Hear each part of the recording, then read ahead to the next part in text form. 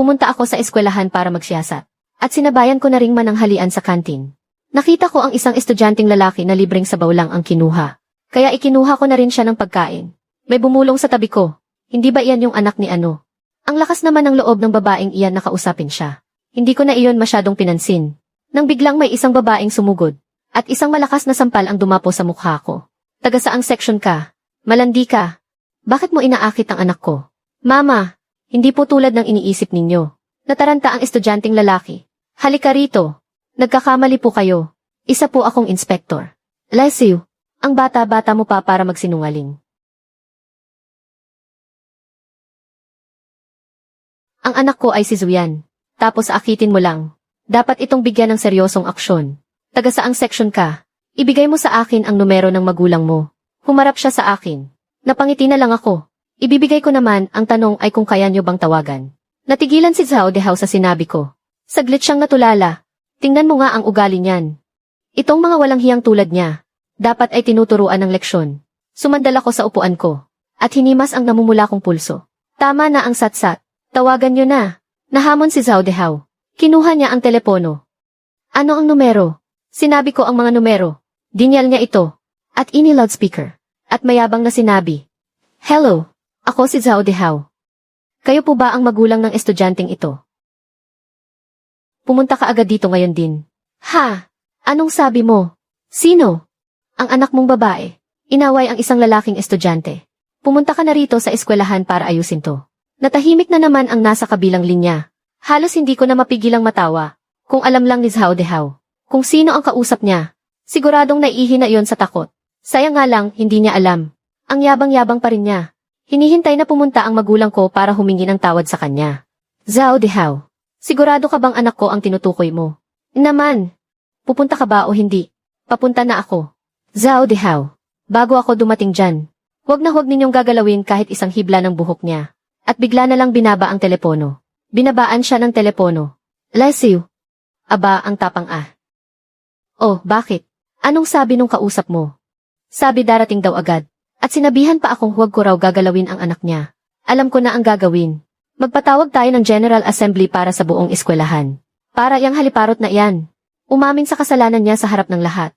Para magsilbing babala sa iba. Para makita ng ibang mga babaeng may masasamang balak. Kailangan pa ba talagang palakihin yan? At bakit hindi? Ang anak ko kaya ang top 1 sa exam sa buong syudad. Siya ang pambato ng eskwelahan natin. Kung hindi didisiplinahin ang mga haliparot na tulad niya model. Simula ngayon kahit sino na pwedeng lumandi sa kanya. Aray. Kaya kong maglakad mag-isa. Binitawan ko ang kamay niya. Kalmado ko siyang tiningnan. Hinawakan ni Liu Fang ang kanyang pulsuhan. Umatras siya ng bahagya dahil sa titig ko. Nilunok na lang niya ang mga masasamang salita sa bibig niya. Hindi niya inasahan na lalaban ako. Lalo na't hindi niya akalain na ganito ako kalakas. Sa pasilyo naglalakad siya sa unahan ko. Paminsan-minsan ay lumingon siya para irapan ako. Pero marumi ang kanyang bibig. Walang hiya.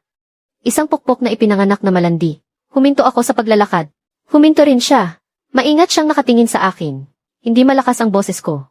Linisin mo iyang bibig mo. Pero natakot siya at umatras ng bahagya. Nanginig ng 2 beses ang mga labi niya. Sa huli ay hindi na siya naglakas loob na magmura pa. Bilisan mo naghihintay na ang lahat sa field. Sa field, mahigit 2,000 estudyante na ang nakapila ayon sa kanilang klase. Ang dami ng tao at lahat sila ay nagbubulungan. Itinulak ako paakyat sa entablado. Nang itulak niya ako, malakas ang pagkakatulak niya sa pag-asang matumba ako. Pero nanatili akong matatag sa pagkakatayo. Hindi man lang ako natinag. May bahid ng pagkadismaya sa kanyang mukha.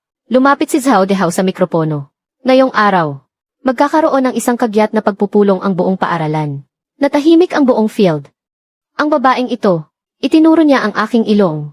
Sa kantina ng ating paaralan, inakit ang estudyanteng si Zuyan. Agad na nagkagulo ang mga tao sa baba. Anak ko si Zuyan. Top 1 sa buong citywide exam. Siya ang pride ng eskwelahan namin. Isang mabuting estudyante. Ilang beses na akong nakakita ng mga ganyang klaseng haliparo. Ang gusto lang naman nila ay ang anak ko. Ang pag-asa ng eskwelahan. Sino ba sila sa akala nila? Para kausapin ang anak ko. Aminin mo ang kasalanan mo sa harap ng lahat.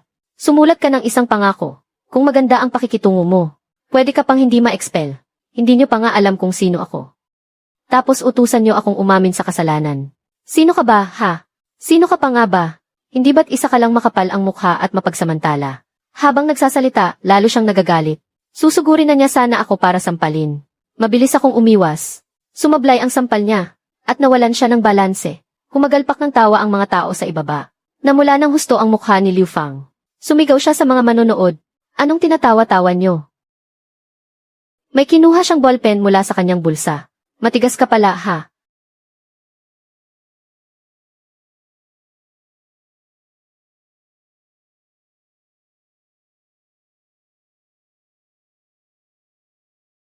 Noong ang dulo ng ballpen ni Liu Fang ay malapit nang tumama sa pisngi ko. Kinuha ko ang aking work id mula sa kabilang bulsa at itinaas ito sa harap niya. Malinaw mo bang nakikita? Pinaningkitan niya ito ng mata para tingnang maigi. At biglang nanlaki ang kanyang mga mata. Yuyuing middle. Biglang nanlaki ang mga mata niya. Biglang nanlaki ang mga mata niya. Yuying middle school. Yuying middle school. Ay ikaw. Binitawan ko siya. Nanlambot ang kanyang mga tuhod. At napaupo na lang siya sa sahig. Humarap ako sa mahigit 2,000 estudyante. At itinaas ng mataas ang aking work. Ako si Lin Wantang mula sa City Department of Education. Ang linaw ng boses niya. Natahimik ang lahat. Natigilan si Zhao Dehao ng 3 segundo. Ano nang tingin mo sa amin 3 taong gulang na bata? Nga, siguradong peke ang trabahong iyan. Umisi ng malamig si Zhao Dehao.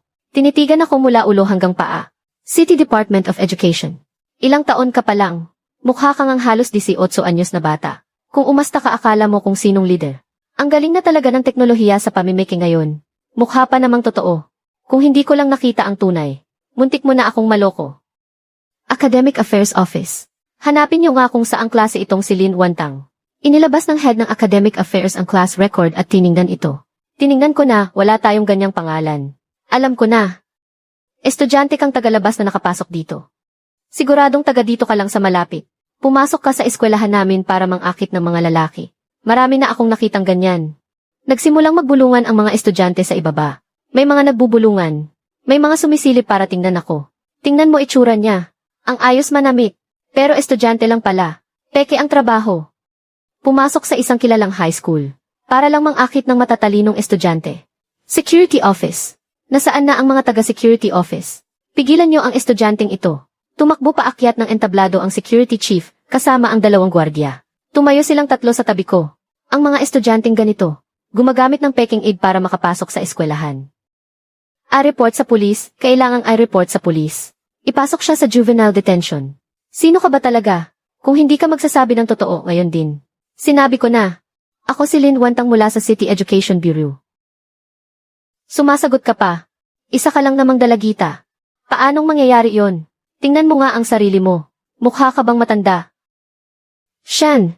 Nga. Sino ba namang pupunta sa eskwelahan ng mag-isa? Walang dalang driver. Wala man lang dalang kahit anong dokumento. Sinong niloloko mo? Kailangang itawag sa pulis, kailangan talaga. Ang mga estudyanteng tulad nito. Dapat lang naturuan ng leksyon sa eskwelahan. Inilabas ni Zhao Dehao ang kanyang cellphone. Sa harap ng mahigit 2,000 tao sa buong eskwelahan. At tinawagan ang 110. Hello, 110 ba to? Ako si Zhao Dehao. Nakahuli kami ng isang tao sa eskwelahan namin. Namiki ng work ay. Pumasok ng patago sa eskwelahan. Lubhang nakakaapekto sa kaayusan ng pagtuturo. Pakisuyong magpadala agad ng pulis. Ibinaba niya ang tawag. Nag-cruise siya ng mga braso sa dibdib. Tinitingnan ako na may ngiting mapang-asar.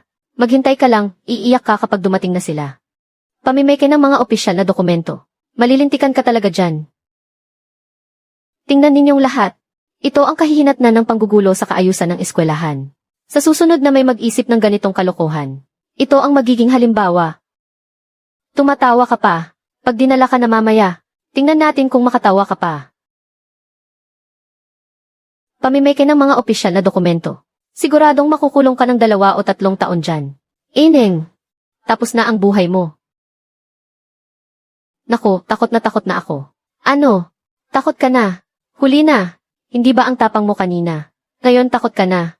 CJ, edi maghintay ka. Narinig mo ba? Nandito na ang pulis. Lagot ka na.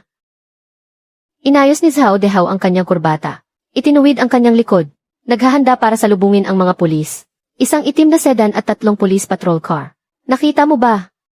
Lahat yan ay narito para sa iyo. Nakahalukip-kip ako. Hindi nawala ang ngiti sa aking mukha. Ang lumabas mula sa itim na sedan ay si Direktor Zhang Jiangwu. Madilim ang kanyang mukha. Ramdam ang bigat ng tensyon mula sa kanya. Siya, iyon. Itong estudyanteng ito na tagalabas ng eskwelahan. Pumasok sa eskwelahan namin para akitin ang anak ko. Bilisan nyo, hulihin nyo siya.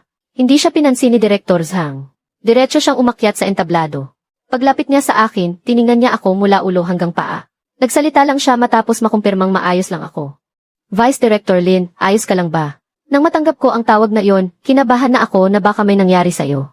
Ang daliri ni Liu Fang na nakaturo sa akin ay nanigas sa ere. Nanigas sa ere ang daliring nakaturo sa akin ni Liu Fang. Ang daliri ni Liu Fang na nakaturo sa akin ay nanigas sa ere. Anong tinawag ninyo sa kanya? Tinawag ko siyang Vice Director Lin. Lin Wantang. Ang Vice Director ng City Education Bureau. Bakit? May problema ba? Namutla ng husto ang mukha ni Liu Fang. Walang tigil siyang umiling. At umatras ng 2 hakbang. Imposible, talagang imposible. Ganon lang siya kabata. Paano siya naging Deputy Director? Kasalanan ko bang magmukhang bata ako? Biglang napatayo si Zhao Dehao mula sa kanyang upuan. Nagsimulang pagpawisan ang noo niya. Direktor Zhang, sigurado pong nagkakamali lang kayo. Humarap sa kanya si Zhang Jiangwu. Baka sa mga mata ang pagkadismaya. Nagkakamali. Hindi ba't ikaw ang tumawag sa teleponong iyon? Ano nga ulit ang sinabi mo sa telepono? Ngayon ako naman ang magtatanong. Paanong ang tauhan mula sa aming bureau ay nang akit sa mga estudyante ninyo? Hindi ko po alam. Hindi niya sinabi kung sino siya. Teka, naaalala kong babae ang Deputy Director ng City Education Bureau. Pero mahigit 40 anyos na siya. Paanong magiging siya ang batang babaeng ito? Malamig na umisi si Zhang Jiangwu. Inilabas ang kanyang cellphone. Nakikita mo na ba ng malinaw? Si kasamang Lin Wantang. Ang Deputy Director na kalilipat lang noong nakaraang buwan. Ano? Ang mga pagbabago sa tauhan ng aming Education Bureau. Kailangan pa ba naming ipaalam sa iyo? Ang babae sa litrato ay nakasuot ng formal na damit at nakaupo sa loob ng opisina. Hindi. Paanong nangyari ito? Umatras siya ng 1 hakbang, at biglang nanghina ang kanyang mga tuhod. Tuluyan na siyang napaupo sa sahig. Ang pawis sa noo ni Zhao Dehao ay parang ulan na umaagos. Hindi ko po alam. Hindi ko po talaga alam. Siya pala ang Deputy Director. Akala ko po estudyante lang siya. Hindi ko po talaga alam. Habang pinapanood ko siyang nakaupo sa sahig, wala akong naramdamang kahit katiting na awa. Kinuha ko ang mikropono. Akala mo estudyante ako. Kaya pwede mo na akong sampalin. Pwede mo na akong kalagkarin at ipahiya sa lahat. Pwede na lang bang sulatan ang mukha ko? Pwede na lang bang siraan ako sa harap ng mahigit 2,000 tao sa buong eskwelahan? Na inaakit ko raw ang anak mo. Pwede na lang bang basta-basta na lang? At bansagan akong isang haliparo. At walang hiyang pasaway. Nakasubsob sa sahig si Liu Fang. Nanginginig ang buong katawan. Hindi magawang tumingin sa akin. Kahit na isa lang akong estudyante. Karapat-dapat ka pa bang tawaging guro? Walang kaimik-imik ang lahat. Tumayo ako. At hinarap ang mahigit 2,000 estudyante sa baba ng entablado. At ang pagpunta ko sa Ewing Middle School ngayon ay hindi para kumain, kundi para mag-imbestiga. Mahigit 2,000 pares ng mata ang sabay-sabay na nakatitig sa akin. Ang Department of Education ay nakatanggap kamakailan ng reklamo mula sa mga magulang ng ilang babaeng estudyante. Huminga ako ng malalim. Sa totoo lang, noong una, inakala kong pinapalaki lang ng mga magulang ang issue. Inakala kong isa lang itong ordinaryong away bata. Inakala kong may iba pang dahilan sa likod nito. Natahimik ang mga nasa baba, kaya wala akong sinamang iba. Mag-isa akong pumarito. Gusto kong makita mismo ng mga mata ko kung ano ba talaga ang tunay na kalagayan ng eskwelahang ito. Tumingin ako sa mga batang mukha sa aking harapan. Noong tanghali habang kumakain ako sa kantin, may nakita akong isang lalaking estudyante na libreng sabaw lang ang kinuha. Napakapayat niya, na litaw na ang kanyang mga buto sa pisngi. Naawa ako sa kanya, kaya naman ikinuha ko siya ng pagkain. Nagsimulang maging seryoso ang boses ko. Ganoon lang iyon kasimple. Ikinuha ko siya ng pagkain. At pagkatapos, itinuro ko ang babaeng nakahando sa isasahig. Si Liu Fang. At pagkatapos, itong guro na ito ay sumugod at sinampal ako. Minura niya ako at tinawag na haliparo. Kinalagkad niya ako at gusto pa akong patalsikin. Sinabi kong mula ako sa Department of Education. Hindi siya naniwala. Sinabi ko pang hindi ako takot na tawagan ang mga magulang. Ang takot ko lang ay baka hindi niyo siya kayang saktan. Hindi siya naniwala kaya pinakita ko ang id ko sa trabaho. Sabi niya peke raw. Sinabi ko sa kanya na ako ang Deputy Director. Sabi niya isa akong batang delinkwente. Gusto niyang sulatan ang mukha ko. Tatawag daw siya ng pulis para ipakulong ako sa juvenile hall. Pero ang tanging ginawa ko lang ay bigyan ng pagkain. Ang isang estudyanteng gutom na gutom. May mga babae sa baba na nagsimulang magpunas ng luha. Bago ako dumating dito, medyo paos ang boses ko. Akala ko baka medyo exaggerated lang ang mga sinasabi sa reklamo. Akala ko hindi naman siguro ganoon kalala. Huminto ako sandali, at tiningnan ang bawat mukha sa ibaba. Pero nagkamali ako. Hindi ko inasahan na ang katotohanan ay 100 beses na mas malala kaysa sa nakasulat sa reklamo. 1,000 beses humarap ako kay Zhao Dehao. Principal Zhao, para lang maprotektahan ang mga tinatawag ninyong mga pambato para sa top university. Ilang babae na ba ang pinatalsik ninyo? Nakayuko si Zhao Dehao, at walang masabi ni isang salita. Magsalita ka, hinampas ko ang mesa. Nanginig ang buong katawan ni Zhao Dehao. Muntik na siyang mapaluhod. Tumalikod ako, at hinarap ang mahigit 2,000 estudyante. Nagsimulang manginig ang boses ko. Ano bang ginawang masama ng mga babaeng iyon na pinatalsik? Ano ang kasalanan nila? Umalingaw-ngaw ang boses ko sa buong grounds. Biglang may sumigaw mula sa mga estudyante. Walang ginawang masama si Chen Xiaowei. Napatingin ang lahat sa pinanggalingan ng boses. Ito'y isang babaeng nakapunitail na nakatayo sa gitna ng pila. Basang-basa na ng luha ang kanyang mukha. Si Xiaowei, pinahiram niya lang ng ballpen si Zuyan. Tapos kinabukasan, pinatawag na siya sa opisina ng principal. Sinasabing inaakit niya raw ang pambato para sa top university. Lumuhod ang nanay niya sa eskwelahan buong hapon para magmakaawa. Pero pinatalsik pa rin siya. May isa pang babae sa tabi niya na sumigaw din ng linsiki. Nga, nagtanong lang naman siya ng isang math problem sa hallway. Isang tanong lang. Umiyak siya sa bahay nila ng isang buong buwan. Ngayon, lumipat na siya sa ibang eskwelahan. Tapos pinag-uusapan pa rin siya ng mga tao. Sinasabing siya raw si Suwan na na-kick out. Sumigaw na rin ang isang lalaki. Si Suwan, umupo lang naman sa tabi ni Zuyan sa library. Nagbasa lang siya ng libro buong hapon. Hindi niya nga kilala kung sino si Zuyan. Tapos, nalaman ng buong eskwelahan na na-kick out siya. Sinasabihan siyang makapal ang mukha. Nagkagulo na ang mga tao sa ibaba. Mas kawawa pa si Himya Umiyaw. Sinabi niya lang naman kay Zuyan pagkatapos ng klase. Good luck sa college entrance exam mo. Si Zhao Yinoo, tinulungan lang siyang pulutin ang libro niya. Na-kick out na agad. Si Son Xiaowan ang pinakamala sa lahat. Wala siyang ginawang kahit ano. May nakakita lang sa kanya na sinulyapan niya si Zuyan sa may field. Isang sulyap lang tapos na-kick out na siya. Biglang lumakas ang boses ng isang babae. Pasigaw na parang naiiyak. Ngayon, sa tuwing nakikita ko si Zuyan, gusto ko na lang lumayo ng 8 metro. Parang umiiwas sa may dalang malas. Sunod-sunod namang tumango ang ilang babae sa tabi niya. Sino ba namang hindi? Sino pa ba ang maglalakas loob na kausapin siya? Noong isang araw, dumaan siya sa tabi ko. Sa sobrang takot ko, tumakbo ako palayo. Kahit sulyapan siya, hindi ko magawa. Kaming mga babae sa first year at second year. Iniiwasan na naming dumaan sa building ng mga third year. Palakas ng palakas ang mga reklamo mula sa mga tao. Best friend ko si Chen Xiaowei. Hanggang ngayon, hindi niya alam kung ano ang ginawa niyang mali. Ate ko yung isa sa mga na-kick out. Sabi niya sa akin, nagtanong lang daw siya kay Zuyan tungkol sa isang math problem. Ang alam lang ng mga yan ay protektahan yung paborito nila. Sino bang may pakialam sa ating mga ordinaryong estudyante lang? Noong nagpapatalsik kayo ng mga estudyante, tinanong niyo man lang ba kami kung gusto namin? May isang babaeng humahagulgol na halos hindi na makahinga. Noong araw na pinatalsik ang matalik kong kaibigan. Lumuhod ang nanay niya sa may gate ng eskwelahan ng 1 oras. Pero hindi man lang siya tiningnan ni Principal Zhao. Habang nakatayo ako sa entablado at naririnig ang lahat ng ito, parang tinutusok ng karayom ang puso ko sa sakit. Itinaas ko ang kamay ko para patahimikin sila. Dahan-dahang tumahimik ang buong field. Pero maraming estudyante pa rin ang nagpupunas ng kanilang mga luha. Narinig niyo ba? Humarap ako kay Zhao Dehao. Mga kaibigan, ate, at best friend na sumusundo sa mga bata. Dahil lang kinausap nila ng ilang salita ang mga pambato nyo para sa top university. Nagtanong ng isang tanong. Tumingin lang ng 1 beses. Agad niyong pinaratangan na ng aakit. At pinalayas nyo. Palabas ng eskwelahan habang si Zhao Dehao ay nakayuko lang. At walang masabi ni isang salita. Ang paghiram ng ballpen ay pang-aakit na. Ang pagtatanong tungkol sa isang subject ay kawalang hiyaan na. Ang pag-upo ng medyo malapit ay sapat na para mapatalsik. Ang isang sulyap ay nangangahulugang isa na siyang hitad. Huminga ako ng malalim. Nanginginig ang boses ko. Ano ba ang ginawang mali ng mga babaeng iyon? Wala silang ginawang kahit anong mali. Kanina sa kantin, dahil lang binigyan ko ng pagkain. Ang isang lalaking gutom na gutom. Sinampal agad ako. Ipinahiya sa harap ng lahat, siniraan, at gusto pang sulatan ang mukha ko. Paano kung isa lang talaga akong ordinaryong estudyante? Paano kung isa ako sa mga babaeng iyon? Huminga ako ng malalim. Pilit na pinapakalma ang aking boses. Ang mga babaeng iyon. Noong pinatalsik sila, niwala man lang silang pagkakataong ipagtanggol ang kanilang sarili. Ang tanging kasalanan nila ay hindi sila kabilang sa mga pambato nyo para sa top university. May mga iilang palakpak na narinig mula sa baba ng entablado. Pagkatapos, dumami ito ng dumami na parang alon. Tumingin ako kay Zhao Dehao. Nanginginig ang buong katawan ni Zhao Dehao. Para siyang elementary student na tinawag ng teacher. Principal Zhao Dehao. Simula ngayon, suspendido ka habang iniimbestigahan. Magpapadala ng tao ang Education Bureau. Para suriing mabuti ang lahat ng accounts ng eskwelahang ito sa mga nagdaang taon. Lahat ng mga parusa, lahat ng expulsion records. Biglang namutla si Zhao Dehao. Hindi siya makapagsalita. Humarap naman ako kay Liu Fang. Si Liu Fang, dahil sa pag-abuso sa kapangyarihan, ay tatanggalin sa serbisyo at isusuko sa mga otoridad. Nanginginig ang buong katawan ni Liu Fang. Nakabuka ang kanyang bibig, pero walang boses na lumalabas. Bubuo tayo ng isang special investigation team.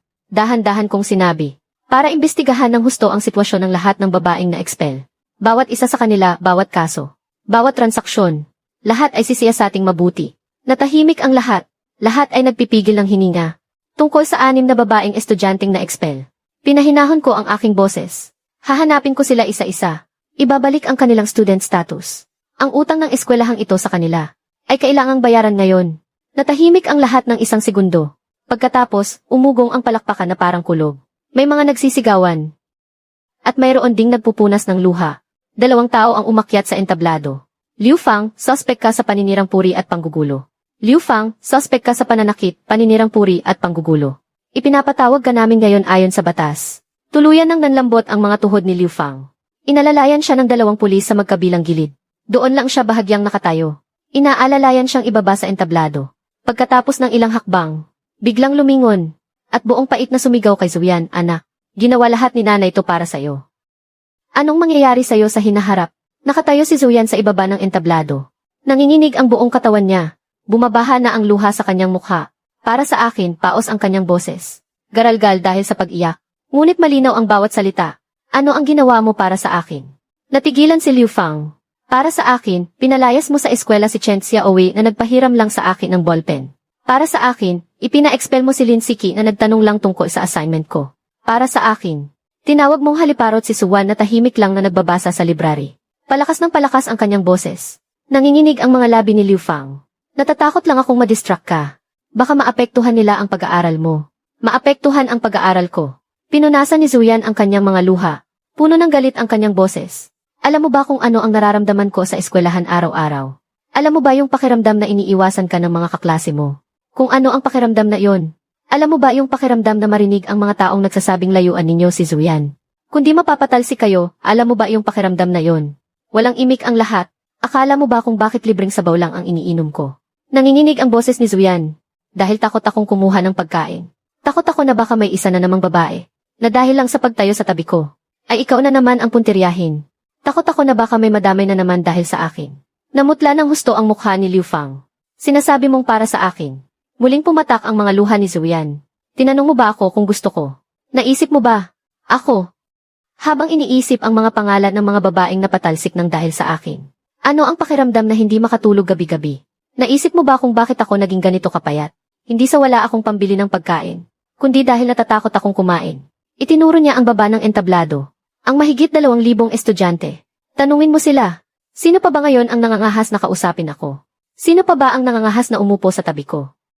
Sa sobrang pagprotekta mo sa akin ginawa mo akong isang salot. Masaya ka na ba? Si Liu Fang ay napasubsob sa bisig ng pulis. Nanginginig ang buong katawan sa pag-iyak. Hindi ko alam na magiging ganito. Ang gusto ko lang naman ay para sa ikabubuti mo. Naging mabuti ba para sa akin? Sigaw ni Zuyan. Umalingaw-ngaw ang boses niya sa buong paligid. Pinalayas mo ang 6 na babaeng estudyante sa eskwelahan. Tinakot mo ang buong eskwelahan para walang lumapit sa akin. Para mabuhay akong mag-isa sa eskwelahang ito. Iyan ba ang tinatawag mong para sa ikabubuti ko? Yumuko siya. Habang nakatukod ang mga kamay sa kanyang tuhod. Humahagulgol siya hanggang sa hindi na makahinga. Mas gugustuhin ko pang hindi maging top 1 sa buong syudad. Mas gugustuhin ko pang maging isang ordinaryong estudyante. Na may kumakausap sa akin araw-araw. May kasabay kumain. May katabing nagbabasa ng libro. Kaysa sa ganito ngayon, na nabubuhay na parang isang salot, isang nakabibinging katahimikan ang bumalot sa paligid. Napahandusay si Liu Fang sa sahig. Walang masabi kahit isang salita dahil sa pag-iyak. Itinayo siya ng pulis. Kinalagkad siya pababa ng entablado. Paulit-ulit pa rin siyang bumubulong ng sorry. Hindi ko alam. Pero wala nang nakikinig sa kanya. Lumapit ako kay Zuyan. At marahang tinapik ang likod niya. Lumapit si Zhang Jiangwu. Nakangiti siyang tumango. Magaling ang ginawa mo, Deputy Chief Lin. Hindi malakas ang pagkakasabi niya. Pero ramdam na ramdam mo ang katapatan. Maayos ang pagkakaresolba sa nangyari ngayon. Pilit akong ngumiti, para masabing tumugon ako. Sa totoo lang hindi ako makangiti sa ngayon. Mahapdi pa rin ang pisngi ko. Hindi pa nawawala ang pulang marka sa aking pulso. Ang bigat ng dibdib ko. Hirap akong huminga. Sabi ko Director's Hang. Tungkol sa 6 na babaeng estudyante na na-expel. Kailangan ninyo pong mag-assign ng tao. Tumingin siya ng diretsyo kay Zhang Jiangwu at seryosong sinabi. Kung ipapasa mo sa iba ang kasong ito, hindi ako mapapanatag. Ikaw ang humawak nito para sa 6 na babae. Hanapin mo sila isa-isa. Walang dapat mawala kahit isa. Tumango ako sige. Tinitiyak ko sa loob ng 3 araw ibibigay ko sa iyo. Ang resulta sumakay ako sa kotse. Binuklat ko ang aking notebook. At isinulat isa-isa ang pangalan ng 6 na babaeng estudyante. Sinabi ko sa driver huwag. Bumalik sa bureau pumunta muna tayo sa unang address. Sumulyap ang driver sa rearview mirror. Deputy Director Lin may sugat pa po kayo sa mukha. Magmaneho ka na lang. Hindi na siya nagsalita. At tinapakan ang silinyador. Ang una ay ang bahay ni Cheng Xiaowei. Ang address ay nasa isang lumang residential complex sa East District sa ika-7 palapag. Walang elevator. Habang paakyat ako, tila nang hina ang aking mga tuhod. Hindi ko alam kung paano sila haharapin. Bago kumatok, huminga ako ng malalim. Isang babaeng nasa katanghaliang gulang ang nagbukas ng pinto. Natigilan siya sandali nang makita ako. Sino po ang hinahanap ninyo, Ale? Magandang araw po, mula po ako sa City Education Bureau. Ako po si Lin Wantang. Gusto ko po sanang makipag-usap sa inyo tungkol kay Cheng Xiaowei. Biglang nag-iba sa galit ang kanyang ekspresyon. Anong pag-uusapan? Umatras siya ng isang hakbang. Isasara na sana niya ang pinto. Noong pinatalsik ninyo ang anak ko, may kumausap ba sa akin? Noong sinabi ninyong nilandi niya ang isang lalaki, may kumausap ba sa akin? Tita, makinig po muna kayo sa akin. Biglang tumaas ang boses niya. Namula ang mga mata niya. Ang anak ko hanggang ngayon hindi makalabas ng bahay. Hindi niya alam kung ano ang ginawa niyang mali. Gabi-gabi siyang umiiyak. Tinatanong niya ako kung masamang babae ba siya. Pagkatapos niyang sabihin yon, tinakpan niya ang kanyang bibig at humagulgol. Nakatayo ako sa pintuan. Ang puso ko parang pinipigas sa sakit. Tita, medyo paos po ang boses ko. Pumunta po ako rito ngayon. Para bigyan kayo ng paliwanag. Tinitigan niya ako. Walang ginawang masama si Cheng Xiaowei. Ang pagpapatalsik sa kanya ay kasalanan ng eskwelahan. Hindi niya kasalanan. Lalo pang lumakas ang pag-iyak niya. Ibabalik namin ang kanyang school records. Patutunayan namin na napagbintangan lang siya. Kung papayag po kayo, pwede siyang bumalik sa Ewing Middle School. O pwede rin siyang lumipat sa ibang eskwelahan. Lahat ng gastusin ay sasagutin ng DepEd. Sumandal siya sa hamba ng pinto. Nanginginig ang buong katawan sa kaiiyak. Ang anak ko, makakabalik pa ba siya? Makakabalik. Sabi ko, ako mismo ang maghahatid sa kanya pabalik. Sa wakas ay pinagbuksan na niya ako ng pinto. Pumasok ako. Nakita ko sa sofa sa sala. May isang payat at maliit na babaeng nakaupo. Namumula ang mga mata niya. Tumingin siya sa akin. Ikaw si Xiaowei. Yumuko ako para magpantay ang tingin namin. Tumango siya. Hindi siya nagsalita. Xiaowei, wala kang ginawang masama. Mabuti kang bata. Pumatak ang luha niya. Bukas, personal kitang ihahatid sa eskwelahan. Mula ngayon, wala nang pwedeng mambintang sayo. Tumingin siya sa akin. Nanginginig ang mga labi niya. Sa wakas, may nasabi siyang isang pangungusap. Totoo po ba talaga? Pangako ko, sabay yakap sa kanyang nanay. Humagulgol siya ng todo. Tumayo ako. At naglagay ng check sa tabi ng pangalan ni Cheng Xiaowei sa maliit kong kwaderno. Ang bahay ni Nalinsiki ay nasa timog ng syudad. Isang matandang mag-asawa ang nagbukas ng pinto. Maputi na ang kanilang mga buhok. Sila ang lolo at lola ni Linsiki sa panig ng kanyang ina. Nasa ibang lugar ang nanay ni Siki para magtrabaho. Mahina ang boses ng lola. Pagkatapos ng nangyari, ayaw nang lumabas ni Siki. Buong araw siyang nagkukulong sa kwarto niya. Itinuro niya ang nakasaradong pinto sa dulo ng pasilyo. Dati, napakasiglang bata niyan. Pinunasan ng lola ang kanyang mga mata. Magagaling din ang mga grado. Sabi ng teacher niya, may potensyal siyang makapasa sa magandang eskwelahan. Hindi na niya naituloy ang sasabihin. Naglakad ako papunta sa pinto. Kumatok ako pero walang sumasagot. Siki, ako ang tita mula sa Department of Education. Gusto kitang makausap. Wala pa ring sumasagot. Tungkol sa pagpapatalsik sa'yo. Nagkamali ang eskwelahan. Naaksyonan ko na ang principal at ang teacher na iyon. Pwede ka nang bumalik sa eskwela. Bumukas ng kaunti ang pinto. Isang namamagang mata ang sumilip sa akin mula sa siwang. Totoo ba ang sinasabi mo? Talaga, nasaan na yung teacher na nagsabing wala akong hiya? Tinanggal na sa serbisyo. Mas lumaki pa ang bukas ng pinto. Isang babaeng sobrang payat na halos hindi na makilala ang nakatayo sa may pinto. Suot pa rin niya ang kanyang uniforme. Pero lukot-lukot na ito. Pwede na akong bumalik sa school. Nanginginig ang boses niya. Pwede kitang ihatid pabalik bukas. Bigla siyang napaupo. Niyakap ang mga tuhod niya at umiyak. Tumakbo ang lola niya para yakapin siya. Magkayakap ang maglola. Nag-iyakan sila.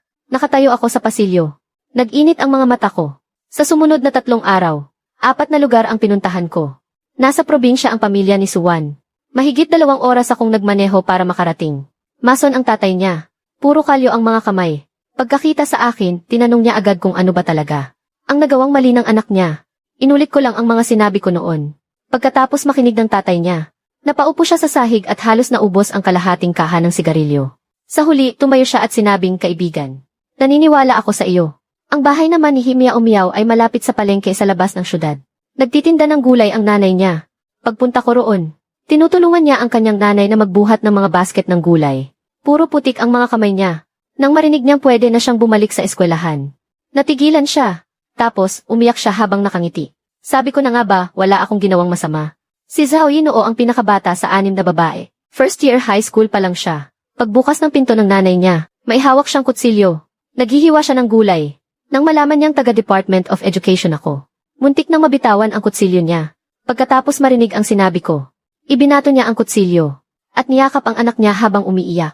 Sabi ni nanay, wala kang kasalanan. Ang huli, ang bahay ni Son Xiaowan ang pinakamahirap hanapin. Ang address ay nasa isang looban sa syudad. Sobrang kitid ng eskinita, hindi makapasok ang sasakyan. Naglakad ako ng mahigit 10 minuto bago ko nahanap ang gusaling iyon. Si Son Xiaowan mismo ang nagbukas ng pinto. Mas payat siya kumpara sa litrato. Sobrang ikli ng gupit ng buhok niya. Para siyang tomboy. Nakita niya ako. Ang una niyang reaksyon ay umatras. Taga-Education Bureau ka. Anong ginagawa mo rito? Nandito ako para sabihin sa iyo. Pwede ka nang bumalik sa eskwela. Agad na namula ang mga mata niya. Pero kinagat niya ang kanyang labi. Hindi niya hinayaang tumulo ang luha niya. Hindi ko siya inakit. Sabi niya na may tigas sa boses. Para siyang may pinaglalabanan. Tiningnan ko lang siya ng isang beses. Hindi ko nga siya kilala. Napadaan lang ako sa may field tapos tiningnan ko lang siya. Alam kong sa wakas ay tumulo na ang mga luha niya. Pero hindi pa rin siya humikbi. Alam ko kaya ako nandito ngayon. Sa wakas hindi na niya napigilan. Napaupo siya sa sahig habang nanginginig sa pag-iyak. Umupo rin ako sa tabi niya. At marahang tinapik ang likod niya. Wala kang ginawang masama. Mabuti kang bata. Matagal ko siyang sinamahan. Pagkalipas ng 3 araw nakaupo ako sa opisina. Nasa mesa sa harap ko ang 6 na aplikasyon para makabalik sa pag-aaral. Bawat isa ay may pirma na. At may selyo na nang pumasok si Zhang Jiangwu. Tiningnan niya ang mga dokumento sa mesa. Ngumiti siya, nahanap mo na silang 6. Nahanap ko na silang lahat. Anong sabi ng mga magulang nila? Natahimik ako sandali. Matagal na nilang hinihintay ang araw na ito. Sabi ko, tumango si Zhang Jiangwu. Bukas tulifang ikaw mismo ang maghahatid sa kanila pabalik sa eskwela. Sige, kaya ba ng katawan mo? Hindi pa tuluyang gumagaling ang mga sugat sa mukha mo. Hinaplos ko ang pisngi ko. Yung parte kung saan ako sinampal ni Liu Fang. May pasa pa rin ng kaunti. Pero hindi na masakit. Wala to, sabi ko. Hindi ito malala. Kinaumagahan, 8:00 ng umaga. Nakatayo ako sa gate ng Ewing Middle School. 6 na babae ang nakatayo sa likod ko. Suot ang malilinis nilang uniforme. May mga dalang bag. Nasa likuran naman nila ang mga magulang nila. Yung iba, nagpupunas ng luha. Hinila ni Chen Xiaowei ang manggas ko. May masasabi pa rin bang masama ang mga kapitbahay tungkol sa akin? Humarap ako sa kanya. Tinitigan ko siya sa mata. Hindi na, sabi ko. Simula ngayon, sino mang mga has na magsalita ng masama tungkol sa'yo. Ako mismo ang haharap sa kanila. Tumango siya. Huminga siya ng malalim. At itinuwid ang kanyang likod. Tara na, sabi ko.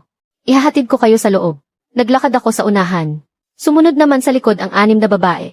Sa gilid ng field, nakatayo roon si Zuyan. Nakita niya kami. Natigilan siya sandali. Pagkatapos ay mabilis siyang lumapit. Tumayo siya sa harap ng 6 na babae. Namumula ang mukha niya. Nanginginig ang mga labi niya. At sa huli, yumuko siya ng malalim. Sorry, sabi niya. Paos ang boses niya. Nakatingin lang sa kanya ang 6 na babae. Walang nagsalita. Tapos, lumapit si Chen Xiaowei. At marahang tinapik ang balikat niya. Hindi mo kasalanan, sabi niya. Tumulo ang luha ni Zuyan. Noong araw na paalis ako sa field ng Ewing Middle School. Pababa na ang araw sa may gilid ng school building. Parang isang piraso ng uling na naubos na ang baga. Tinitina ng kulay sunog na pula ang kalahati ng kalangitan. Dama pa rin ang huling init sa napakatahimik na field. Kahit ang hangin ay may dalang lamig ng dapit hapon. Matagal nang nagsiuwian ang mga estudyanteng naglalaro ng bola. Tanging ang goal na lang ang nakatayo sa gitna ng takip silim. Napakahaba ng anino nito. Parang isang mansa ng tinta na hindi agad nabura. Matagal akong nakatayo sa dulo ng hallway at nagmamasid. Bigla kong naramdaman na itong kaguluhang ako mismo ang nagpasimuno. Ay natapos ng napakatahimik. Masyadong tahimik para sa isang pagtutuos na nagpabagsak. Sa school management at nagpawalang sala sa 6 na babae. Para lang itong buong magdamag na pag-ulan. Kinaumagahan, tumila na ang ulan. Ang tanging naiwan ay ang malamig at basang putikan. May mga gustong pagtakpan ang nangyari. Walang sinumang naglakas loob na yumuko at tingnan kung ano ang nakalibing sa putik. Pagkatapos ng araw ng school assembly, ay bigla na lang naglaho si Zuyan sa eskwelahan. Pinasubaybayan ko sa guro mula sa disciplines office. Ang sabi, mula nang kunin ang nanay niyang si Liu Fang. Humingi raw siya ng mahabang leave sa eskwela, at nagkulong sa kanilang bahay, at hindi na muling pumasok sa eskwela. Ang mga chismis sa kanilang batch ay kumalat na parang baging. May nagsasabing hindi na siya pinapalabas ng pamilya niya. May nagsasabing lilipat na siya ng eskwela sa ibang lugar. At may nagsasabi ring wala na siyang mukhang maiharap para bumalik pa sa eskwelahang ito. Hindi na ako nagtanong pa. At hindi ko rin sinadyang makialam. Pero paminsan-minsan kapag dumadaan ako sa hallway na iyon, naaalala ko siyang nakatayo sa harap ng mahigit 2,000 tao, na namumula ang mata, nagwawala at humihiyaw. Palaging umiikot sa isip ko ang eksenang iyon. Parang sirang plaka. Paulit-ulit. Sabi niya, mas pipiliin pa niyang hindi maging number 1 sa buong syudad. Mas gugustuhin pa niyang maging isang ordinaryong estudyante na nakakausap ang mga kaklase. Kaysa dahil sa pagiging kontrolado ng kanyang ina, ay mapilitang maging parang salot na iniiwasan ng lahat. Sa ikalawang linggo ng pagbabalik eskwela, pinuntahan ako ni Chen Xiaowei. Pansamantala akong nag-set up ng reception room sa school para asikasuhin ang pagbabalik eskwela ng 6 na babae. Nakatayo siya sa may pinto. Hawak-hawak ang isang gusot-gusot na math paper. Pinipisil-pisil niya ang gilid nito. Hanggang sa maghimulmol ito habang nakatayo roon ng halos kalahating minuto. Hanggang sa tumingin ako sa kanya. Bigla siyang natigilan. Para siyang usang nagulat. Mahina ang boses niya. At tila alanganin. Sinensyasan ko siyang pumasok at umupo. Ikinuha ko siya ng isang basong tubig. Anong problema, may aberya ba sa proseso ng pagbabalik eskwela mo? Nagmamadali siyang umiling. Habang hawak ang baso ng tubig. Namula ang mga mata niya. Matagal bago siya nakapagsalita. Gusto ko lang po sanang magpasalamat sa inyo. Noong araw na iyon, kung hindi dahil sa inyo, kami. Habang buhay na kaming hindi makakabangon. Tiningnan ko siya. Hindi ako nagsalita. Noong araw na iyon sa General Assembly ng buong eskwelahan, siya ang unang umiiyak na sumigaw. Walang ginawang masama si Chen Xiaowei. Siya rin ang unang naglantad sa kadilimang. Matagal nang nakatago. Tapos na yon, sabi ko. Natigilan siya. Tila hindi niya inaasahan na ganoon lang kadali para sa akin na sabihin yon. Pagkaraan ng ilang segundo, bigla siyang tumingala. At nagtanong habang namumula ang mga mata. Sa tingin niyo po, iniisip din ba talaga nila na wala kaming ginawang masama? Sakto namang pumasok ang sinag ng papalubog na araw mula sa bintana. At tumama sa mukha niya. Kitang-kita ang mga luhang nakakapit sa kanyang mga pilik mata. Nag-isip ako sandali at sinabi, hindi mahalaga kung anuman ang isipin ng iba. Ang mahalaga, alam ninyo sa sarili ninyo. Na mula simula hanggang wakas, wala kayong ginawang anumang mali. Hindi na siya muling nagsalita. Tumango lang siya ng mariin. Nang tumayo siya para lumakad papunta sa pinto. Bigla siyang huminto. Lumingon ka sa akin. Nanginginig ng husto ang boses niya. Ang totoo, nandoon kaming lahat sa ibaba ng entablado at nanonood noong araw na iyon. Alam naming lahat na wala kang ginawang masama. Pero walang sinuman sa amin ang nangahas magsalita. Pasensya na, hindi ako nakasagot. Hindi na rin siya nagsalita. Mabilis siyang umalis. Sa sandaling dahan-dahang nagsara ang pinto. Bigla kong naunawaan. Ang pinakamatigas na kasamaan sa gulong ito ay hindi kailanman ang mga paninirang kumalat ng malawakan. Hindi ang pagkiling ni Zhao Dehao para lang sa mga grado, kundi ang mga taong malinaw na alam ang katotohanan. Ngunit piniling manahimik at mag-iwas ng tingin. Ang ganitong pananahimik ay hahayaang maghari-harian ang kasamaan ng walang takot. Ikukulong nito ang biktima sa pagdududa sa sarili at hindi na makakaalis. Mula noong araw na iyon, nagbago ang atmosfera sa eskwelahan. Dati ang mga nakapaligid kay Zuyan. Ang mga usap-usapan na pumupuri sa mga nangungunang estudyante ay biglang naglaho ng isang gabi. Ang pumalit ay isang nakakasakal na katahimikan. Kapag nakikita ako ng mga estudyante, otomatiko silang hihinto para bumati. Ang kanilang mga mata ay may paggalang ngunit may kasamang pag-iwas. Kapag ang mga guro ay nag-ulat sa akin ang trabaho, bawat pangungusap ay sumusunod sa mga alituntunin. Walang sinumang bumabanggit sa nangyari noon. Para bang sabay-sabay silang nagkaroon ng amnesia. Puno ang bulletin board ng mga dokumentong kulay matingkad na pula. Pagpapalakas ng etika at asal ng mga guro. Mahigpit na ipinagbabawal ang parusang pisikal at pang-insulto sa mga estudyante. Pagtatatag ng mekanismo para sa apela at psychological counseling ng mga estudyante. Ang pagkakasulat ay mas formal pa sa isa't isa. At mas seryoso pa kaysa sa nauna. Matapos manungkulan ang bagong prinsipal. Sunod-sunod ang mga pagpupulong na ginanap, mga inspeksyon, pagsasaayos at pag-aaral walang pinalampas. Na para bang desperadong may itinatago. Isang beses, pagkatapos ng klase, pumunta ako sa water station para kumuha ng tubig. Narinig ko ang dalawang babaeng guro na nag-uusap sa kabilang cubicle. Ang lupit naman ng kapitbahay na iyon. Diretsong ipinakulong sina Principal Zhao at Teacher Liu. Ngayon, lahat ng mata sa education system nakatutok sa eskwelahan natin. Kung ikaw siya, hindi ka ba gaganti kung basta ka na lang sinampal? Tinawag ka pang kerida. At nasaksihan mo pa ang lahat ng kadumihan dito. Kahit sino, ibubulgar talaga lahat yan. Pero sa bagay, ilang estudyanteng babae lang naman ang na-expel, di ba? Kailangan pa bang palakihin ng ganito kalaki? Para lang doon, sisirain pa ang reputasyon ng eskwelahan na makapasok sa mga top university. Nasa kalagitnaan sila ng pag-uusap. Nang pumasok ako, bigla silang natahimik. Sa loob ng TEC, sobrang tahimik na tanging tunog lang ng tumutulong gripo ang maririnig. Natigilan silang dalawa. Nag-iiwasan sila ng tingin. Lumapit ako. Inilagay ko ang baso ko sa ilalim ng gripo. Malakas ang agos ng malamig na tubig sa baso. Nakatutulig ang ingay. Hindi ko sila tiningnan. At hindi rin sila nagsalita. Nang mapuno ko ang baso at akmang tatalikod na. Biglang nagsalita ng pautal-utal ang isang teacher. Madam kami, wala po kaming kinalaman sa mga ginawa ni Teacher Liu. At hindi po namin minaliit yung mga estudyanteng yon. Itinaas ko ang tingin ko at sinulyapan siya. Agad siyang yumuko at tumingin sa sahig. Mahina lang akong tumugo ng disin. Saka ako tumalikod at umalis. Ang totoo, alam na alam ko. Na hindi mahalaga kung sumali sila sa paninira o hindi. Ang importante, noong mga panahong iyon na sinisiraan at tinatanggal sa eskwelahan ang mga babae. Noong lumuhod ang mga magulang nila sa opisina para humingi ng hustisya. Tahimik lang silang nakatayo sa isang tabi at nanonood. Walang ni isa sa kanilang tumayo para sabihing wala silang ginawang masama. Kinonsinti nila ang kasamaan. Kaya naging mga kasabwat na rin sila. Bumalik si Zoyan pagkalipas ng 2 linggo. Lunes ng umaga, oras ng reading class. Nag-iikot ako sa mga klase para tingnan kung sino-sino na ang bumalik. Kalalakad ko pa lang sa entrance ng senior high building. Nakita ko siyang pumasok mula sa gate ng eskwelahan. Sobrang payat niya. Maluwag ang uniforme niya sa katawan. Maputla ang mukha niya na parang papel. Maitim at malalim ang mga bilog sa ilalim ng kanyang mga mata. Binati siya ng gwardiya sa gate. Hindi siya tumugon. Nakayuko siyang pumasok. Napahinto ang mga estudyanteng dumadaan. Tinitingnan lang siya pero walang nangahas na lumapit para kausapin siya. Nagtama ang mga mata namin nang itaas niya ang tingin niya. Natigilan siya sa paglalakad. Nanatili siyang nakatayo. Namumuti ang mga daliri niya sa pagkuyom. Ilang beses gumalaw ang kanyang Adam's apple. Saka siya mabilis na lumapit. Sobrang paos ng boses niya. Pupwede po ba kayong makausap sandali? Tiningnan ko siya. Sobrang pula ng mga mata niya. Punong-puno ng pagod at pagsisisi ang kanyang mga mata. Pero mas matatag ang tingin niya kumpara noong araw na nasa entablado siya. Tumango ako. Tumalikod ako at dinala siya sa reception room sa kanlurang bahagi ng hagdanan. Bihira lang gamitin ang lugar na iyon. Tahimik at pribado. Umupo siya sa tapat ko. Nakasandal ang likod niya sa malamig na pader. Matagal siyang hindi nagsalita. Para siyang naghahanap ng tamang salita.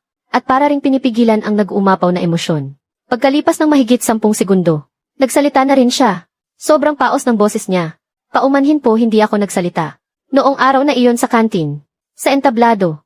Noong sinaktan ka ng nanay ko at siniraan ang mga babaeng iyon. Hay hindi ko siya pinigilan. Sobrang baba ng yuko niya. Alam kong walang saysay ang salitang ito. Pero kailangan kong sabihin sa inyo. Sa mga babaeng sinaktan ng nanay ko. Humingi ng paumanhin. Tiningnan ko siya. Kalmado niyang sinabi na wala ka talagang binatbat sa kanya. Marahas na gumalaw ang kanyang lalamunan. May halong kaba sa boses niya. Noong mga oras na iyon hindi ko alam kung anong gagawin. Para na kasing nababaliw ang mama ko. Kung nagsalita ako noon, mas lalo lang siyang mag-iiskandalo.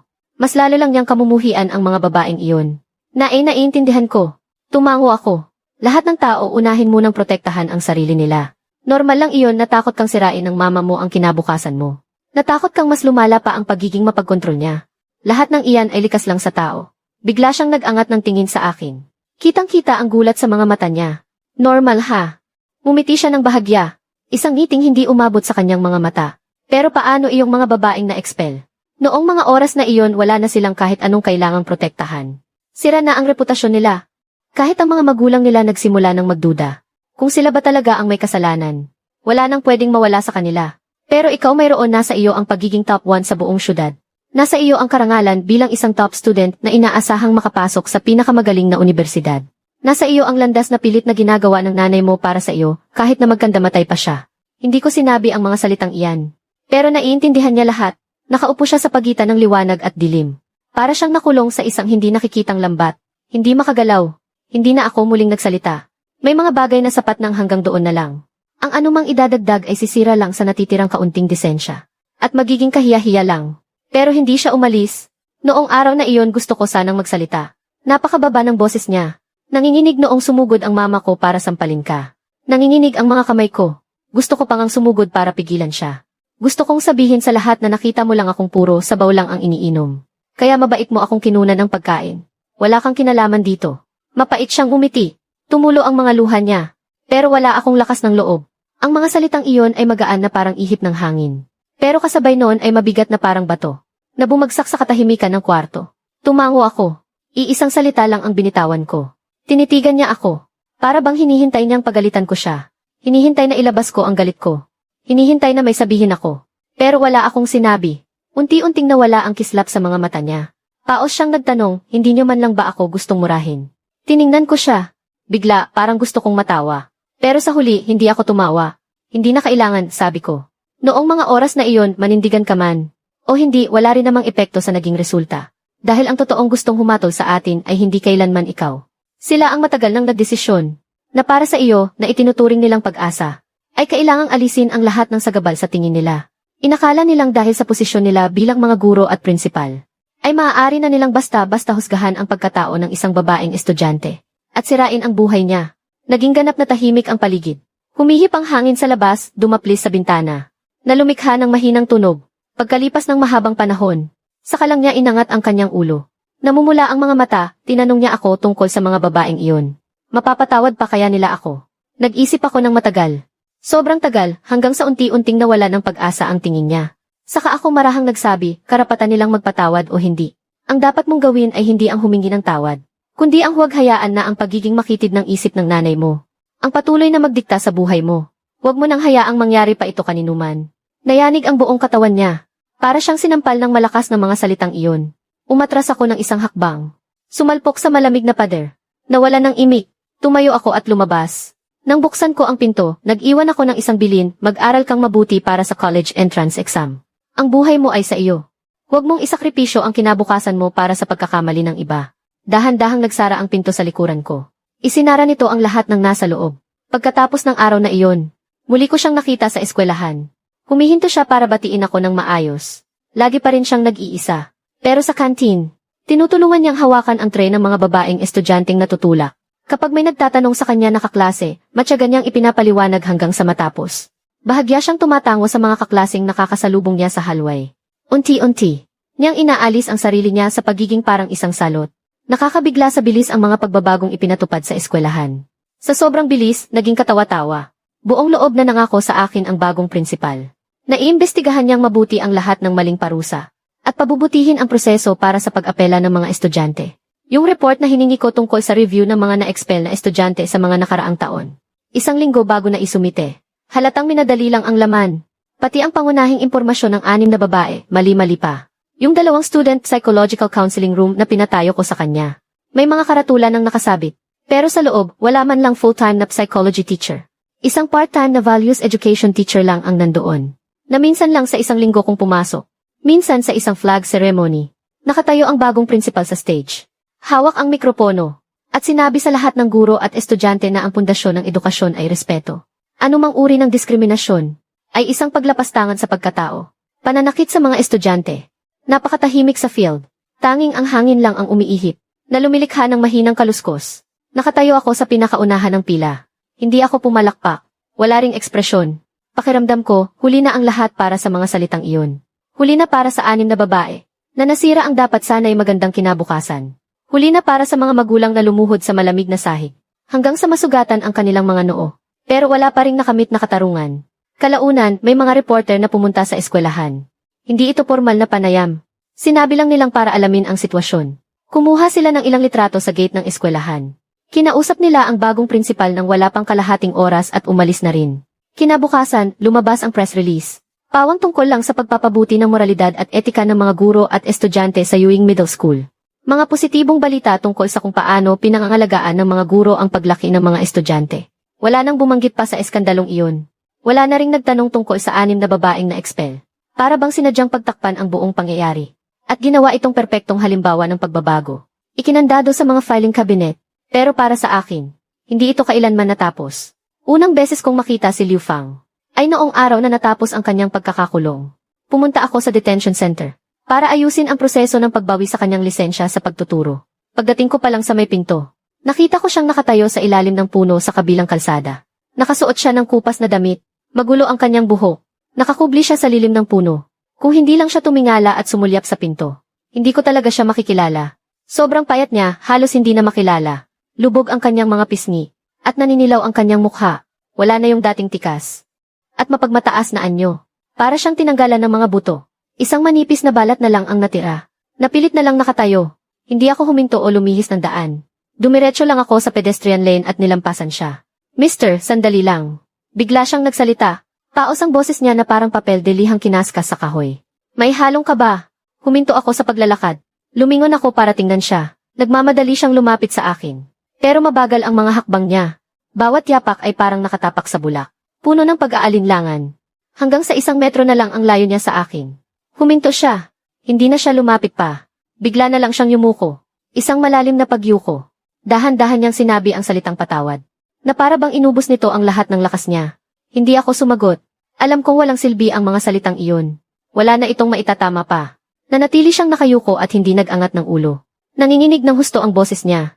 Ang mga ginawa ko po sa inyo. Ang mga ginawa ko sa mga batang iyon. Habang buhay ko itong hindi mababayaran. Pero gusto ko pa ring humingi ng tawad sa inyo at sa kanila. Noong araw na iyon sa kantina. Noong sinasabi ko ang mga salitang iyon sa entablado. Natigilan siya. Tila hindi niya maituloy ang sasabihin. Pagkaraan ng ilang segundo ay nagtiimbagang siya bago magsalita. Wala akong anumang ebidensya. Naisip ko lang na sisirain nila ang anak ko. Akala ko dahil mukha po kayong bata. Madaling apihin akala ko dahil sa posisyon ko bilang guro. Kung ano man ang sabihin ko ay paniniwalaan ng iba. Sa sandaling lumabas ang mga salitang iyon sa bibig niya. Maging siya ay natigilan. Tila hindi niya inaasahan na masasabi niya ang pinakamaruming iniisip niya. Nang ganoon na lang kaprangka. Tuluyang tumahimik ang paligid. Umihip ang hangin ng gabi. Tinangay ang mga tuyong dahon sa lupa. Umikot ito ng ilang beses bago huminto. Tinitigan ko siya at sa wakas ay nagsalita. Walang emosyon ang boses ko. Walang bahid ng anumang damdamin. Kaya nagsalita ka na lang. Kaya dahil lang sa sarili mong haka-haka ay sinampal mo ako. Sinira mo ang kabataan ng 6 na babae. Dahan-dahan siyang tumuwid ng tayo. Puno ng luha ang kanyang mukha. Kasing bagal ang pag-amin sa kasalanan ang kanyang mga kilos. Ano naman ang iniisip mo ngayon? Tanong ko sa kanya at bigla siyang nag-angat ng ulo. Puno ng pagkalito ang kanyang mga mata. Ibunukan niya ang kanyang bibig. Ngunit walang ni isang salitang lumabas. Hindi ko na hinintay ang kanyang sagot at nagpatuloy. Ako sa pagsasalita sa totoo lang. Kung ano man ang iniisip mo ngayon, ay hindi na mahalaga. Ang mahalaga ay sa harap ng mahigit 2,000 tao. Ginamit mo ang iyong pagiging guro. Para pagbintangan ang mga inosenteng tao ng kasalanang hindi nila ginawa. Hindi mo kami siniraan ng puri dahil may nakita ka. Kundi dahil sa maling akala. Iniisip mo lang na dahil sa iyong posisyon, ay malaya mo na kaming mabigyan ng kahulugan. At malaya mo na ring sirain ang aming mga buhay. Agad na namutla ang kanyang mukha. Umatras siya ng isang hakbang. Nanginginig ang kanyang mga labi. Hindi ako, natatakot lang talaga akong madistract ang anak ko. Gusto ko lang siyang makapasa sa college entrance exam. Ang pagmamahal ng isang ina ay hindi dahilan para gumawa ka ng masama. Pinutol ko ang kanyang sinasabi. Mahinahon pa rin ang aking tono. Ngunit bawat salita ay tumatago sa puso. Gusto mong magkaroon ng magandang kinabukasan ang iyong anak. Kaya sisirain mo na ang buhay ng ibang mga babae. Saan man tingnan ay hindi katanggap-tanggap ang dahilan na iyan. Opisyal nang naglabas ng kautusan ang Education Bureau. Nabawiin ang iyong lisensya bilang guro. At habang buhay kang hindi na maaaring magtrabaho sa larangan ng edukasyon. Iyan ang parusang nararapat sa iyo. Lalong lumakas ang buhos ng kanyang mga luha. Tahimik siyang umiyak sa kanyang kinatatayuan. Hindi na ako muling nagsalita. Anumang karagdagang salita ay magiging isang emosyonal na pagsabog na lamang. At ako, ayaw ko nang mag-aksaya pa ng kahit katiting na emosyon para sa kanya. Tumalikod ako at umalis. Hindi na ako lumingon. Kahit malayo na, naririnig ko pa rin mula sa likuran ang pigil niyang pag-iyak. Mahina pero malinaw. Hindi ako lumingon. Nang gabing iyon pagbalik ko sa trabaho. Matagal akong nakaupo sa loob ng opisina. Hindi ko binuksan ang ilaw. Tumatago sa salamin ang liwanag mula sa post sa labas. Nagumuguhit ng iba't ibang anino sa sahig. Nakaupo ako sa aking mesa. Nakalatag sa harapan ko ang mga papeles para sa pagbabalik eskwela ng 6 na babae. Blanko ang aking isipan. Hindi ko inisip ang mga hinanakit ng nakaraan. Hindi ko inisip ang landas na tatahakin sa hinaharap. Ang tanging malinaw kong naramdaman ay may isang bagay na talagang nagwakas na. Hindi iyong kaguluhan, kundi ang pag-asa ko sa maraming bagay. Ang pag-asang kusa na lang darating ang katarungan. Ang pag-asang maninindigan sa tama ang mga dapat sanang maging ehemplo. Ang pag-asang mapoprotektahan ng sistema ang bawat bata. Ang pag-asang taos pusong magsisisi ang mga nagkasala. Ngayon, lahat ng iyon. Gumuho na ang pag-asa. Nadurog na ang lahat. Sa wakas, naunawaan ko. Hindi kailanman kusang dumarating ang katarungan. Kailangang mayroong tumindig, na lumaban at umagaw, na magtaboy sa kadiliman, para makapasok ang liwanag. Kinabukasan, pumasok ako sa trabaho gaya ng dati para dumalo sa pulong. Nag-audit ng mga dokumento. Sinubaybayan ang pagbabago sa Ewing Middle School. at inasikaso ang psychological counseling para sa 6 na babae. Ang lahat ay katulad pa rin ang dati. Ngunit tila mayroon ding nagbago sa lahat. Ako mismo ang nanguna. Sa lahat ng elementarya at high school sa buong lungsod, na magpatupad ng isang sistema ng negatibong listahan para sa etika at asal ng mga guro. Nagtayo ng isang anonymous na channel para sa mga reklamo ng estudyante. At inatasan ang bawat paaralan na dapat magkaroon ng isang profesional na guro sa psikolohiya. Regular na magsagawa ng pagsusuri sa mental health ng mga estudyante. Nililibot ko ang lahat ng paaralan sa bawat distrito ng buong lungsod. Sinusuri ko sila isa-isa. Binubuklat ko isa-isa ang mga talaan ng parusa. Hinahanap ko yung mga hinusgahan lang dahil sa kanilang mga marka. Yung mga biktima ng prejudice at maling paratang. Isa-isa ko silang hinahanap para bigyan sila ng katibayan at ibalik ang kanilang enrollment. Binibiro ako ng mga katrabaho ko. Simula raw noong insidente sa Ewing Middle School. Naging palaban daw ako at walang kapaguran. Hindi raw ako makapalagpas ng kahit anong mali. Hindi ako nagpaliwanag. Hindi nila naiintindihan. Hindi sa hindi ako makapalagpas ng mali. Kundi dahil nakita ko na kung paano sinisira ng isang maliit na bagay ang buong buhay ng isang bata. Ayoko nang hayaang may isa pang bata. Nadanasin ang pinagdaan ng kadiliman ni Nachensia Away. Mabilis na lumipas ang mga araw sa grade 12 na parang agos ng tubig. Noong araw na natapos ang college entrance exam, pumunta ako sa gate ng Ewing Middle School. Naglabasan ang mga estudyante mula sa exam hall. Masayang nagtatawanan at nagkukulitan. May mga naghagis ng libro sa ere. May mga nag-iyakan habang magkayakap. Ang ingay-ingay nila, puro sigla at kalayaan ng kabataan. Sa gitna ng mga tao, nakita ko si Zoyan. At nakita ko rin si Chenxia Away kasama ang 5 pang babae. Nakatayo si Zoyan sa di kalayuan. Tinitingnan sila. Nag-alinlangan siya ng matagal. Pero sa huli, mabilis siyang lumapit sa kanila. At lubos na yumuko sa 6 na babae. Patawad, sabi niya. Buo ang boses niya. Tiningnan siya ng 6 na babae. Walang nagsalita. Pagkatapos ay lumapit si Chenxia Away. At marahang tinapik ang balikat niya. Sinabi niyang, hindi ka na namin sinisisi. Tapos na yon. Biglang bumuhos ang luha ni Zoyan. Tumatama sa kanila ang sikat ng araw. Nakakasilaw sa liwanag. Nakatayo ako sa malayo. Pinapanood ang tagpong iyon. At sa wakas ay napangiti. Noong araw na lumabas ang resulta ng college entrance exam. Nag-message sa akin si Chenxia Away. Sabi niya nakapasa raw siya sa isang universidad para sa mga guro. Gusto niyang maging isang mabuting guro na kayang protektahan ang mga estudyante niya sa hinaharap. Si Zoyan naman ay nakapasa sa isang sikat na universidad sa Beijing. Pinili niya ang kursong edukasyon noong nag-i-apply siya. Matagal akong nakaupo habang binabasa ang mga mensahe nila. Pagkatapos noon, paminsan-minsan ay may naririnig akong mga balita tungkol sa kanila. Magaganda raw ang grado ni Chenxia Away sa universidad. Taon-taon siyang nakakatanggap ng scholarship. Kapag bakasyon pumupunta siya sa mga bulubunduking lugar para mag-volunteer magturo. Tinuturuan niya ang mga bata doon. Si Zoyan naman sa universidad. Marami siyang ginawa. Mga proyektong pangkawanggawa tungkol sa mental health ng mga kabataan. At pantay na edukasyon. Marami siyang nailathalang mga research paper tungkol dito. Hindi na niya muling nabanggit pa ang tungkol sa high school. Si Liu Fang naman ay palipat-lipat ng syudad. At hindi na muling nakapagturo pa sa harap ng klase. Nabalitaan kong pumunta raw siya sa timog. At hindi na muling bumalik pa. Si Zhao Dehao dahil sa korupsyon at panunuhol. At pag-abuso sa kapangyarihan ay nasentensyahan. Nabulok sa kulungan. Ang mga balitang iyon ay may totoo at mayroon ding hindi. Hindi ko naman sinadyang alamin pa. Pero alam ko, na silang lahat sa kani-kanilang mga buhay, ay pinagbayaran ang mga ginawa nila noon. At nakahanap na rin ng bagong direksyon. Sa 5 taon ko sa trabaho, isang hapon nakatanggap ako ng abiso. Nakailangan kong pumunta sa Ewing Middle School, para gawin ang taunang pagsusuri sa etika at asal ng mga guro. Dala ang mga dokumento, pumunta ako nang hindi nagaanong nag-iisip pa. Dumaan ang sasakyan sa pamilyar na kalye na iyon. Ang mga tindahan sa gilid ng kalsada ay paulit-ulit nang napalitan. May mga bagong signboard na umiilaw. May nakakandadong lumang roll-up na pinto. Lahat ay nagbabago. Pero parang wala namang nagbago. Pagpasok ko sa campus, sakto katatapos lang ng klase. Nagdagsaan palabas ang mga estudyante mula sa gusali ng paaralan. Grupo-grupong naglalakad papunta sa palaruan. Nagtatawanan at naghaharutan. Nagrereklamo sa dami ng kanilang homework. Pinag-uusapan kung saan pupunta sa weekend. Nakatayo ako sa ilalim ng isang malaking puno, pinapanood sila. Walang sinuman ang nakakakilala sa akin. Magaan ang pakiramdam. Hindi na ako yung sinampal. Yung baby face na deputy director na sinabihang Kerida. Hindi na rin ako yung alagad ng batas na nagbunyag sa mga katiwalian ng eskwelahan. Isa na lang akong ordinaryong educator, na naparito para tingnan ang mga bata, kung talagang maayos ang pagtrato sa kanila. Nasa 2 palapag ang conference room.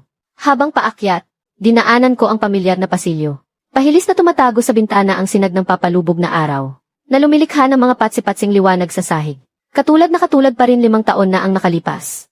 Naglakad ako. Hinihiwa ng liwanag ang anino ko bago muling mabuo. Sa sandaling iyon, bigla akong napatigil. 5 taon na ang nakalipas nang maglakad ako sa pasilyong ito. Puno ng galit at pagkasuklam ang puso ko. Iniisip na kailangan kong bigyan ng hustisya ang mga batang ito. Na kailangang pagbayarin ang mga may sala. Pero ngayon, habang nakatayo ako rito, payapa na ang loob ko. Hindi ito dahil sa paglimot, kundi dahil sa wakas na unawaan ko na. Ang isang parusa ay hindi kailanman ang katapusan. Ang pagprotekta sa pundasyon ng edukasyon ay isang mahaba at walang katapusang paglalakbay. Tumagal ng 2 oras ang meeting. Ang nilalaman ay puro ulat lang sa mga nagawa para sa pagpapaunlad ng etika at asa ng mga guro. Pamamahala sa mental health ng mga estudyante at kaligtasan sa campus. Sabi ng isang vice-presidente ng eskwelahan sa isang pulong. Napakaselan daw ng isipan ng mga bata ngayon. Kaunting sermon lang ng teacher, nagbabanta ng magpakamatay. Napakahina ng kanilang kakayahang harapin ang pagsubok. Tayong mga guro, ngayon hindi na tayo makapagsalita ng matigas. Kailangang malumanay pa ang tono. Para siyang yung mga tao noon. Nasasabihing pinagalitan ka lang naman, di ba? Para sa mga taong nang iinsulto. Tumingala ako at sinulyapan siya. Nagkataong nakatingin din siya sa akin. Bigla siyang natigilan sa pagsasalita. Medyo namutla ang kanyang mukha. Binitiwan ko ang hawak kong ballpen. Tiningnan ko ang lahat ng nasa loob ng meeting room. At sinabi ko ng salita por salita, ang unang aral para sa isang guro ay ang matutong rumespeto. Hindi ninyo kailanman malalaman na ang isang basta-basta ninyong pangmamaliit, isang paninirang puri, isang walang bahalang pagtanggi, ay maaaring sumira sa buong buhay ng isang bata. Kung sa tingin ninyo'y marupok ang kalooban ng mga bata, mas mabuting isipin muna. Isipin ninyo, kung nabigyan nyo ba sila ng sapat na respeto at pakiramdam ng seguridad. Walang umiimik sa loob ng meeting room. Walang nangahas na magsalita. Hindi na ako nagsalita pa. Ibinalik ko na lang ang aking tingin. At nagpatuloy sa pagtingin sa mga dokumento sa aking kamay. May mga salitang kailangang isigaw ng malakas. Pero ang mas kailangan ay ang totohanang pagsasakatuparan ng mga ito. Nang matapos ang pulong, madilim na ang langit. Inayos ko ang aking mga dokumento at lumabas ng gusali. Bukas na ang mga ilaw sa palaruan. Ang nakakasilaw na puting liwanag ay bumabalot sa damuhan. May mga estudyanteng tumatakbo. May mga magkasintahang nakaupo sa mga upuan at nag-uusap. Dala ng hangin sa gabi ang bango ng damo. Walang pinagbago kumpara sa maraming taon na ang nakalipas. Tumayo ako sandali. Saka tumalikod at naglakad paalis. May isang babaeng nakapunitiil sa gate ng paaralan. Nakayuko siyang inaayos ang kanyang bag. Halatang natataranta siya. Dahil takot siyang mahuli sa klase sa gabi. Pag-angat ng ulo, napatingin siya sa akin saglit. At mabilis ding yumuko ulit. Nagmamadali siyang tumakbo papasok ng campus. Sa sandaling iyon, bigla akong napangiti. Hindi niya malalaman kung sino ako. Hindi niya malalaman ang tungkol sa paaralang ito. Ang madidilim na bagay na minsang nangyari dito. Para sa kanya, ito ay isang lugar lang para mag-aral. Isang ordinaryong yugto lang ng kanyang kabataan. At mabuti na iyon, may mga kadiliman na hindi na kailangang tandaan pa. Ngunit may mga hangganan na dapat ay nakaukit sa kaluluwa ng bawat edukador. Paglabas ko ng gate, gabi na talaga sa labas. Isa-isang nakasindi ang mga poste ng ilaw. Umaabot ang liwanag hanggang sa malayong dulo ng kalsada. Humihit sa mukha ko ang hangin ng gabi. Dala nito ang init ng tagsibol. Napakasariwa, ipinasok ko ang mga kamay ko sa bulsa ng aking jacket. Paunti-unti akong nagpatuloy sa paglakad.